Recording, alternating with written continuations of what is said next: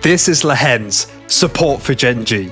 And this of course is Keria, the greatest support of our generation, a part of the most dominant dynasty in League history, T1. One more loss for Gen.G and they are out of Worlds, while for Keria it's a chance to be the first support in history to reach the World Finals 3 times in a row. Will Keria be able to break the curse of beating Gen.G, or will T1 yet again fall in front of their enemy? Just a couple months ago, no one would have expected T1 to be at Worlds, let alone one game away from the Grand Finals. After finishing 4th in the LCK, their transformation has been incredible. But now, they face Gen.G, their season-long kryptonite, a team that has consistently held the upper hand. Their key to turning the tides is this Pyke pick. It has unmatched roaming and a devastating early game. And T1 also paired it up with a Varus in the bot lane, who's incredibly good early.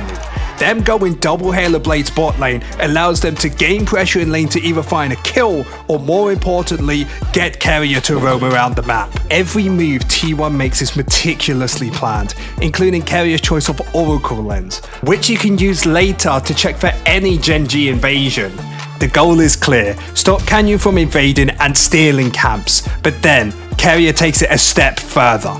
Spotting the Ashe, he lands a perfect hook over the wall, forcing her to burn the flash right at level 1. Pyke's Q on very small walls can hook people over them, setting up plays like you saw there. A lot of people really don't expect this. As well as getting the flash, this has also achieved a goal from T1, which is gaining lane prio, as level 2 is a massive power spike, letting Pyke E in and look for an engage, hooking Lehen's as he finds another flash, then crashes the wave. Both flashes are down on Maokai and Ashe, which makes their all-in potential practically nil, meaning Pyke, with the wave crash and recently brought boots, can affect the rest of the lanes.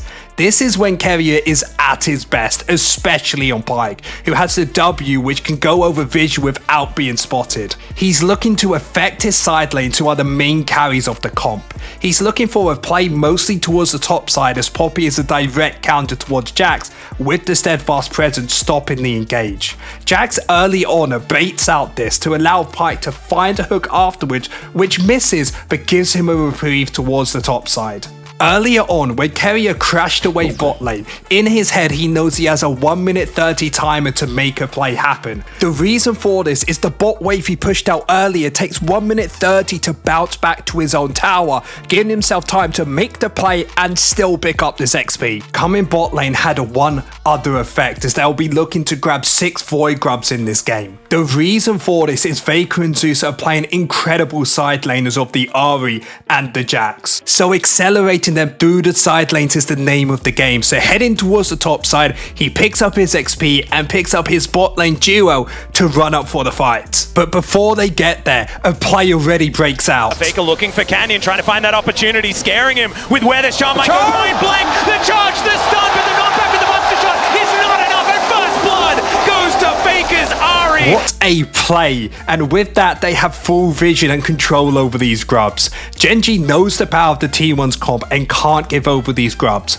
Everyone is converging, but the hooks Keria lands early on are still in full effect. Neither pays or Lehen's their flash for another 5 seconds, and he finds the hook because of this, and the team blows him up, but it was just a bait, as Poppy ults Faker out of the fight and finds a pin onto Guma, forcing him to flash. Kin single-handedly turned this around, as the Death Tyrants, being so short, lets Canyon run up and grab the 2 Void Grubs. Not the greatest for T1, but Keria has given over a kill towards his AD carry, and on top of that, the pick found earlier gives T1 a slight gold lead.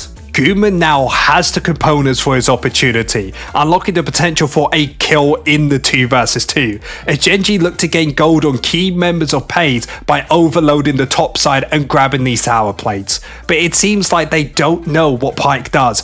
Keria, knowing the 2 members are isolated, he hooks Ashe and dashes backwards. Maokai, even if you dash backwards, he always follows, which usually is a good thing unless you're under tower. Remember earlier, I mentioned the importance of the Void Grubs for T1. They think it's so important they have kept Guma topside since the last Void Grub fight.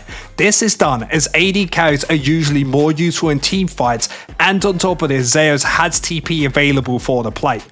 With vision already set up, Keria continuously moves between the mid and top lane, keeping Gen.G on edge, never sure where he might appear next.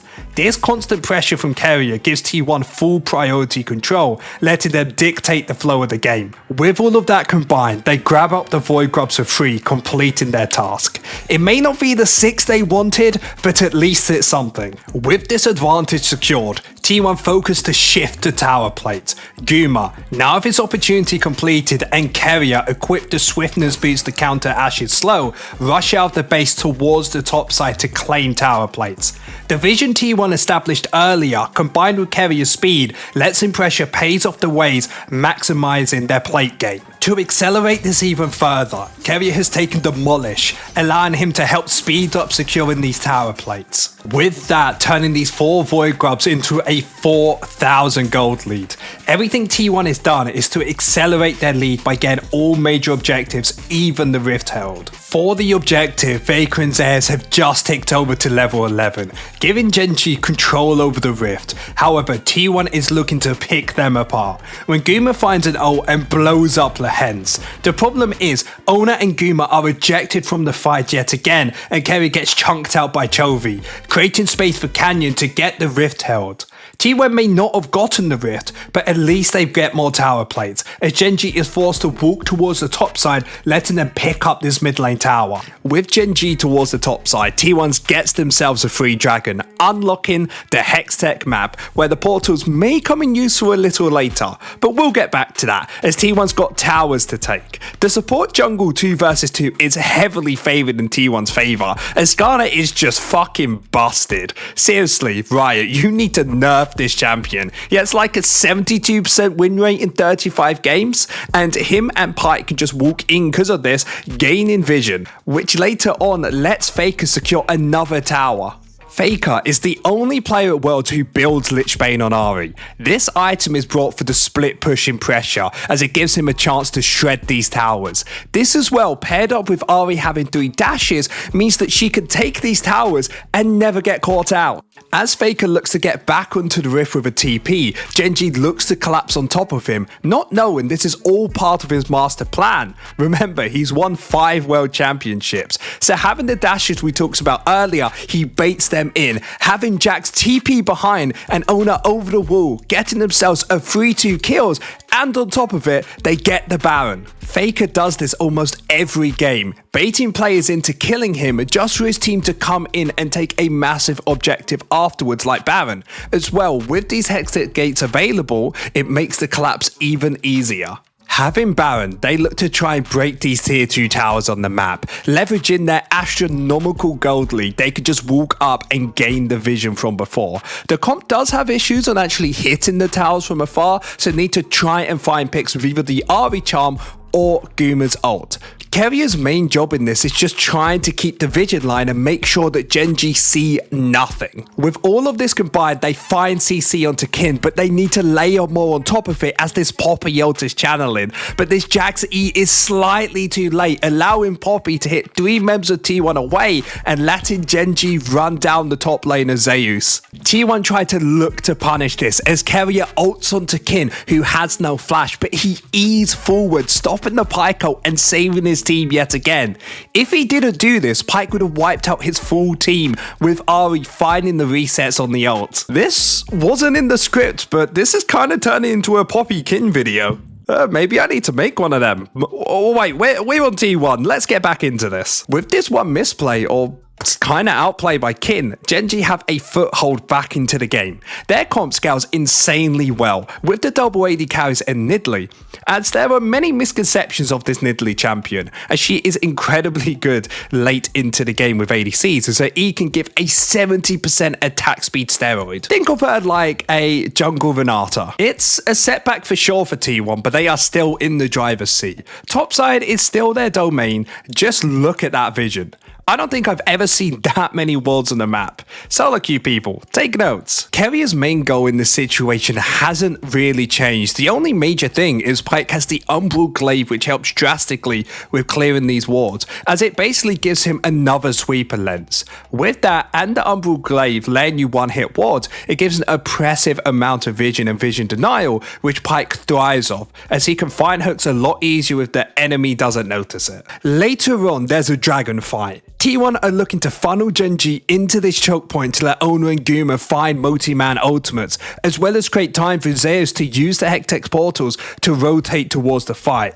If T1 win here, it guarantees them another Baron. With the high stakes, Keria is looking to find a pick again with Bone Skewer. He finds a tag onto Canyon, but he dashes away, getting out the Chains of Corruption and the Charm. This signals to Gen.G to go, go, go, as Owner re-engages and smites the dragon. T1 tries to surround Gen.G, Keria waiting over the wall for the people to be low enough to ult, but everyone is just still above the threshold, so he gets blown up. Now, with 2 members down, T1 have lost the fight unless Faker can make a hero play where he has 2 dashes, charming Poppy to stop her E that flashes onto Chovy, but Ari's ult lands onto Canyon and pays instead, meaning Faker doesn't have enough damage to kill him, letting T1 lose the fight and making things go from bad to worse, as Gen.G now have the double AD comp and a Baron are fully online. Gen.G had just pulled the gold lead back to just 400 as they look to start taking these outer structures. With the double AD comp, they are slowly ticking away these towers, as Keria needs to try to find something to help his team as they are really struggling. With the next dragon spawning, everything is on the line. With Owner smiting the last dragon, they are now 1 away from the soul and securing the game. Keria is looking to gain as much vision as possible in the enemy jungle to try and help his team find a way in. As he's looking, Pace fires an Ash Shower that lands onto Owner, starting the fight. Arrow connecting onto Owner, Chains of Corruption, just try and buy some space with the flash onto Faker, the knock-up, and he's dead. Pace's arrows follow him into the death chamber as the Impale is decent. Owner's still alive, he's so tanky, and it's going to be Yushi taking matters into his own hands. The spears go wide and the coffee goes down. It's a double kill for the Skarner, and Chovy's still alive. There's a bit of damage, but he gets over the wall, flashes, but the Bone Skewer finds him. The shutdown for Guma and T1. They want to go to London. And that's it, they did it. T1 was able to beat Gen.G, and Keria showed us a masterclass of a Pike game and how he used his early game pressure to help his team win here. And that is going to be it for the video. Make sure to like and subscribe. And I also wanted to mention, I appreciate all the support on my last video on Afro Moon. I know that I do a little bit of mixed content, but what you guys prefer more, put it down in the comments. I'll do plenty more of it.